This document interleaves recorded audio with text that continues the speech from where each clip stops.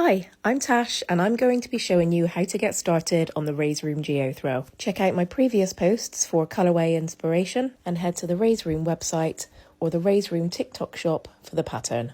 So this throw is made up of 12 corner to corner, join as you go crochet blocks. You'll find more detail on that in the pattern. So to get started, you just want a slip knot on your hook in colour A. And I'm working in UK crochet terminology throughout. Then make a chain of 6. Then you're going to do a treble into the 4th chain away from your hook.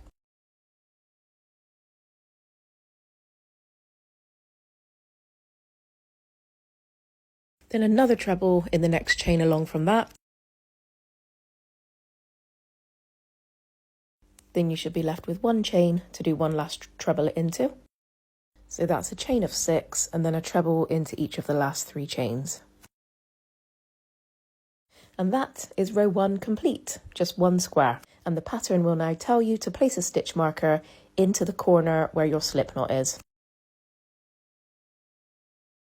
So moving on to row 2 now, this is row 1, this one square, and we are going to fill in squares 1 and 2 here.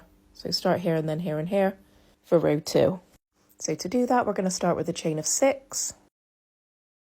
And the same as we did at the start, we're going to do a treble into the 4th chain away from your hook, and then one into each of the following chains after that.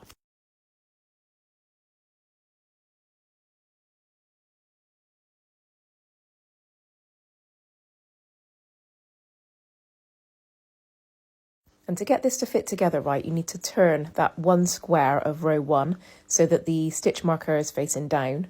And then you're going to slip stitch into this space here. So it's the space between the treble and the chain of 3. So go straight in there for a slip stitch.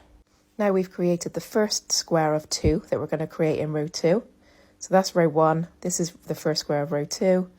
And then we're going to go ahead and create the second square of row 2 just here. So chain of 3. And then 3 trebles into that space just below there where you did your slip stitch into. And there you have rows 1 and 2 complete. So here's row 1 and then here's row 2. Now we're going to go ahead and create row 3, which is going to come up here and then step down here. And row 3 is going to consist of 3 squares. So chain 6 again. And then same as before, you're going to treble into the 4th chain from hook and into the following 2 chains.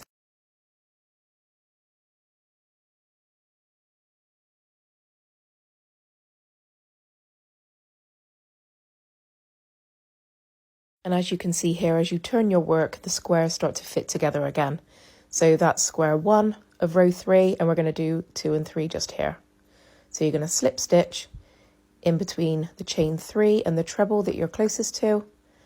Just slip stitch in there with a 1, 2, 3 chain to follow. And then you can see you can fill that in with 3 trebles, which is going to complete that square.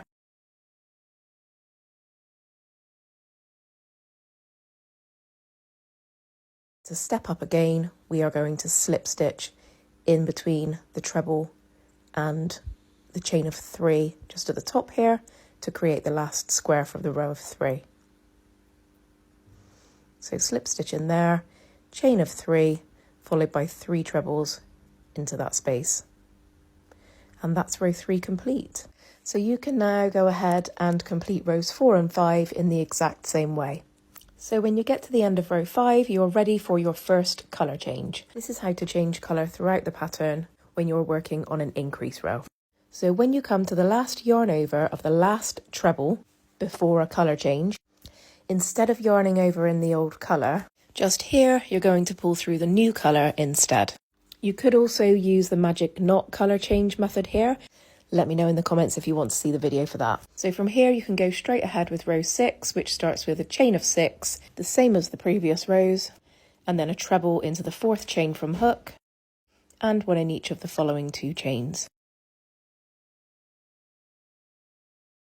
And then you can just carry on along in your new colour. So you'll be on row 6 now, and you'll just be doing a slip stitch into this space here to fit the blocks together like that. and just work your way along, doing your slip stitch, your chain of 3, followed by 3 trebles into that same space, and just keep working your way along, stepping up each time to create a new square.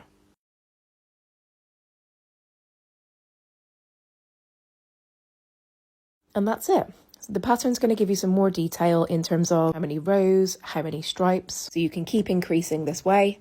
And it's going to have all of the details of everything that I've shown you in written format, plus tutorial pictures too. And in my next video, I'm going to show you what to do when you get to the midway point of the block, so how to decrease and how to change colour on a decrease.